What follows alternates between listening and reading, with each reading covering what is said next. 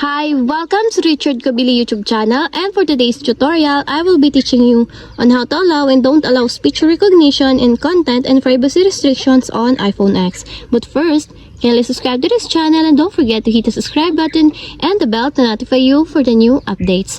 And let's start. Using your iPhone X from your home screen, first go to Settings. Then in the settings, scroll down and click the Screen Time. Then in the screen time, scroll down again and click the content and privacy restrictions. Then after that, in the content and privacy restrictions, scroll down and go to privacy sections, then click the speech recognition.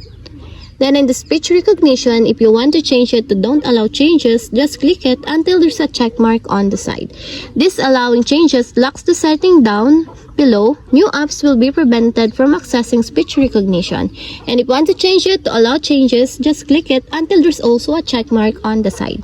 And that's it. We have successfully allow and don't allow speech recognition in content and privacy restrictions on iPhone X.